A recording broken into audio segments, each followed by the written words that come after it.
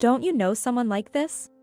Women who, in front of men they like or aim to impress, raise their voice tone and easily say things that are not their true feelings. She's what you might call a wolf in sheep's clothing. While this may be a form of flattery, it's a different story if they completely change their behavior depending on the situation or the person they're dealing with. Two-faced people always end up causing harm to someone behind the scenes. The story I'm about to tell is about an experience I had as a victim. My name is Emily. 7 years ago, I was discussing marrying my boyfriend of 3 years, Bob, who was the same age as me. And we were planning to have our wedding in the fall. At that time, we found out his older brother Nathan was also planning to get married around the same period. Although it was a happy coincidence to have such events overlap, we thought it might be best to avoid the same time frame considering the financial burden on those invited. After discussing, it was decided that Nathan, being the eldest, would have his wedding first. And so, Nancy, 2 years younger than me, became my sister-in-law. Nancy was very kind and treated me like a younger sister. I thought we would get along well after the wedding. However, her attitude changed drastically 6 months after her marriage. It happened on the day Bob and I, who had married later than the elder couple, returned from our domestic honeymoon and visited his parents' house. Grandma, Bob and Emily are back from their honeymoon. When my mother-in-law and called out loudly, the person who emerged from the back room was my 80-year-old grandmother-in-law Sarah, who lives with my in-laws. Bob, Emily, welcome back, she greeted us. I brought back some cookies that you like, Sarah, I said. As I gave the souvenir to Sarah, she smiled happily. Bob, you really found a great wife. You even considered me, an older woman, during your wedding. It was a dignified ceremony with just family. And the meal was traditional American cuisine. It's rare for young people these days, she praised us. We were enjoying a family gathering at my in-laws' house for the first time since our marriage. Ding dong. That's when Nancy arrived. Oh, everyone's here having a good time, she remarked. Nancy, you came at just the right time. Right now, Bob and Emily have just brought back souvenirs from their honeymoon. Would you like to join us for some cookies? And invited. But Nancy declined, saying, oh, I'll pass. I just came to drop off the invitation for your birthday party, Anne. I have some errands to run. So I'll be leaving now, and quickly left. I followed her out. Here's a souvenir. Sorry, it's nothing special. As I handed her the paper bag filled with sweets, she peeked inside and said with a laugh. Well, this looks like something you could buy at any train station shop. I'm sorry. Nancy seemed to have a sharp edge to her words today. I wondered what was going on. I thought maybe I had done something to upset her, but I couldn't think of anything. Maybe she was just in a bad mood. But I was left feeling unsettled. 2 weeks later, when we went to the restaurant Nancy had reserved for Anne's birthday celebration, we found my in-laws, Nathan and Nancy waiting. Huh?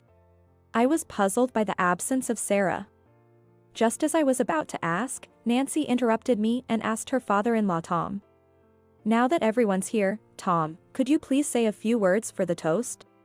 After we finished the course meal and it was time for dessert, Nancy said. And this is a birthday present from Nathan and me, Nancy said, handing over a box. Upon opening it, Anne revealed a bag with the logo of a high-end brand. Oh. Should I really accept such an expensive gift, she wondered. We thought it would be perfect for our stylish mom, Nancy explained. Nancy, who had just given Anne the luxurious bag, had also gifted a watch to Tom for his birthday 3 months earlier. Seeing Anne's joy, Nancy's satisfied gaze turned towards me. Emily, you've prepared something too, haven't you? She asked. Yes, I have. It's a bit embarrassing to follow your extravagant gifts, though. When Anne opened the package I handed her, she exclaimed, oh, how wonderful. Did you make this by yourself, Emily? Yes, I enjoy sewing. I had gifted a handmade apron. Recalling she once saying, I wonder if there's a more stylish apron out there, I made an apron tailored to her tastes. Thank you. This is exactly what I wanted. More than anything, the fact that you made it by hand means so much to me, said Anne, delighted. Hearing this, Nancy, who had been listening, smiled and said, "Emily, you're so talented with your hands, I'm envious. Teach me sometime, okay?" Relieved that my handmade gift wasn't a bother, I excused myself to the restroom. While washing my hands, I felt a gaze and looked up to see Nancy glaring at me in the mirror. "There's no need to be so surprised," she said. "Sorry, I didn't realize you were there. Tell me, Emily, about that birthday gift? Did you really think Anne would be pleased with something like that? A handmade apron is so old-fashioned and childish." "It's just too dowdy," Nancy sneered with a mocking laugh. "Ah, I can't stand it. Being around you makes me feel like the poverty is rubbing off on me," she complained. Saying this, she pinched her nose and made a gesture as if waving away a bad smell before leaving the restroom. From that point on, Nancy's behavior towards me changed. She was pleasant in front of the family, but hostile when we were alone. Discussing it with Bob yielded little help. He simply advised me to ignore her. Despite this, I continued visiting my in-laws, especially to see Sarah, who always looked forward to my visits. Recently, I hadn't run into Nancy much, which was a relief. Then one day, Nancy messaged me, saying I had something to report. On the agreed day, at the in-laws' house, Nancy was cheerfully chatting with my in-laws alone. Nancy is having a baby, a boy, and shared happily. It seemed they already knew about Nancy's pregnancy, but she wanted to inform Bob and me now that she was in her safe period. While my in-laws were overjoyed, I felt mixed emotions and excused myself to make tea in the kitchen. Overhearing their conversation, I caught Nancy saying, "Actually, I have a favor to ask." "What is it?" "Don't hesitate," Tom encouraged. "Nathan and I were discussing, and once our child is born, we were wondering if we could move in here. We also propose a remodel as it might become a bit cramped with the new addition to the family. Of course, we'll cover the costs," she suggested humbly. Sensing an ulterior motive, I felt uneasy. Tom, unaware of her intentions, replied, "We appreciate your thought, but it might make things awkward. You should build your own house, we'd gladly help with the finances." "Yes, indeed." Hearing this, Nancy responded, "Really? Are you sure? That's a pity. I was actually looking forward to living together." This probably went exactly as Nancy had planned. She came over to where I was in the kitchen and said with a smug look, "You heard, didn't you? The conversation just now. Tom's going to fund my new house." She then casually mentioned that she never intended to live with the in-laws from the start. "Now, my future is secure. A husband with a prestigious job, a new house, a son on the way, and the in-laws on my side. It's unfortunate for you, aligning yourself with that older woman," she taunted. "What?" I asked, puzzled. "I mean Sarah. Being friendly with her won't get you anywhere." Unable to contain myself, I raised my voice, "Nancy. That's not a nice thing to say." "Shh. Don't be so loud, everyone will hear," she cautioned. Then Nancy whispered in my ear, "God must be watching over me. He made sure that I would have a child first." Huh? I didn't immediately grasp the meaning of her words, but then something clicked. But why did Nancy know about that? It was supposed to be a secret known only to Bob and Sarah. Suddenly, Sarah appeared. "What are you two talking about?" "Oh, nothing at all," Nancy quickly replied with a fake smile and hurried back to the living room. Sarah said, "Emily, would you like to have some tea in my room?" Once inside, she double-checked that no one else was around and asked, "Emily, did Nancy say something mean to you?" Sarah. She revealed that she had started to suspect Nancy's true nature. When I mentioned that Nancy knew about my miscarriage, she said, "She must have eavesdropped on our conversation in this room." I had only told Bob and Sarah about my pregnancy, intending to keep it hidden until the safe period, fearing what Nancy might do if she found out. Unfortunately, I miscarried. Nancy had deliberately called me to the in-laws' house to announce her pregnancy. It seemed like she was mocking me. Unforgivable. Not wanting to worry my elderly grandmother-in-law Sarah, I had refrained from telling her about Nancy's behavior. But now I confessed everything to her. Sarah held my hand and reassured me, "It's okay, Emily. Leave the rest to this older lady," with a smile. Months later, Nancy approached her due date and gave birth to a baby boy at a hospital near her parents' home. I gave Nathan a monetary gift for the occasion, but I also sent a separate congratulatory gift to Nancy's parents' house. Though it should have arrived by then, I hadn't received any response. In front of Sarah and in-laws, I called Nancy. "What? Are you calling to demand a thank you? Sending such cheap, handmade baby clothes? How stingy can you be?" Nancy immediately started ranting loudly as soon as she answered the call. I switched the call to speaker mode. "I threw that stuff away a long time ago, so send something like a stroller instead." After letting her finish, I revealed the truth. "Nancy, did you check what was inside? It was from Tom." "Eh? Yes, I did, so the baby clothes, but Tom asked me to." The name embroidered on the chest was done by Tom and Anne. "Didn't you read the letter I included?" "Eh? No way, you're joking, right?" Nancy's previously bold voice gradually diminished, turning into a murmur. "Emily, can you hold on a second?" she asked. I overheard a conversation from her end. "Mom, where did you put that bag I threw away?" "What bag? What was in it?" "Just check the contents properly." Despite Nancy's attempt to muffle the phone, her conversation with her mother was clearly audible. "Emily, I'm sorry, there was a misunderstanding." Nancy's voice suddenly softened. "It seems my mother mistook it for trash and threw it away. Tom and Anne would be upset if they knew." She continued to make excuses, ultimately asking me to make the same baby clothes again. "Emily, I apologize for being hard on you before. But you know, it wasn't out of malice. So please, just this once, think of it as helping me." Despite her previous harsh words, she changed her tone completely, now that things weren't going her way. "Understood. Considering Tom and Anne's feelings, I'll fulfill your request just this once." I replied and then ended the call. This should make it clear, right? This is her true nature. Listening in, Sarah turned to my in-laws and said. In fact, before giving birth, Nancy had claimed she was feeling unwell and did not attend Sarah's birthday party. At that time, Sarah had revealed Nancy's true nature to my in-laws and Nathan. Can't believe Nancy would.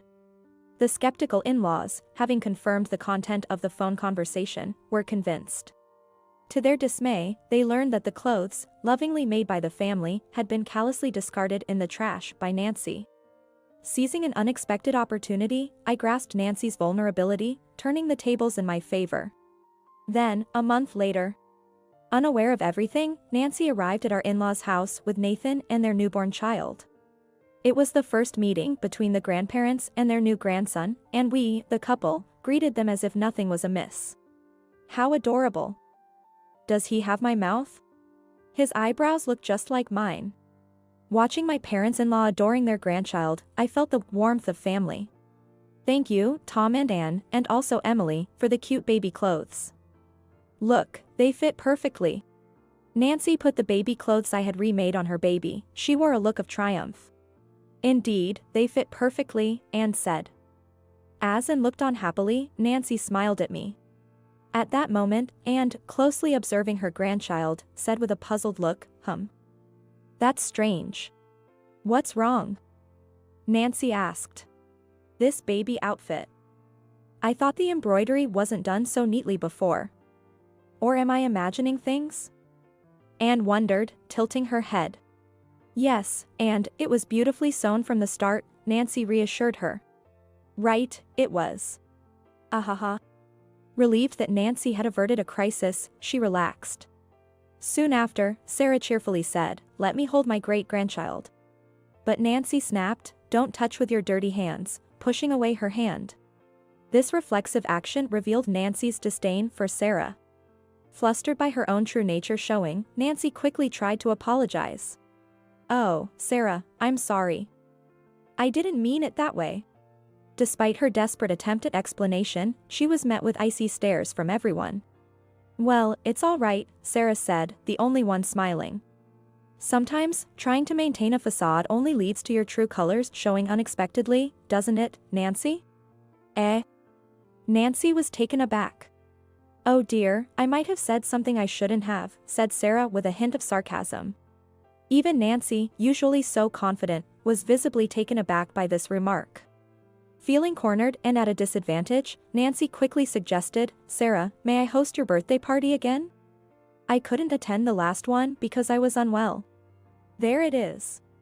Her classic maneuver, the flip-flop. Shall I reserve a French restaurant? It should be nice, right? Nancy approached, rubbing her hands together eagerly. No, I prefer homemade meals over eating out. I'd love to try Nancy's cooking, Sarah countered. Are you not good at cooking, Nancy? Yes, I can manage that. Of course, I'll prepare it, said Nancy, who was quick to boast at the time. However, she later called me with a request. Actually, I have a favor to ask. Hoping for help with the cooking. Just like with the baby clothes, she probably thought I would bail her out, but I wasn't going to let that happen. Sorry, Nancy, but I can't help you with that. Sarah has tasted my cooking before, and she'll immediately realize if it's not mine. If you can't cook, why not just be honest about it? Resigned to my unexpected refusal to help, Nancy responded, "Okay," and hung up the phone. Then, a birthday celebration for Sarah, including Nancy, was held again. The table was adorned with luxurious dishes.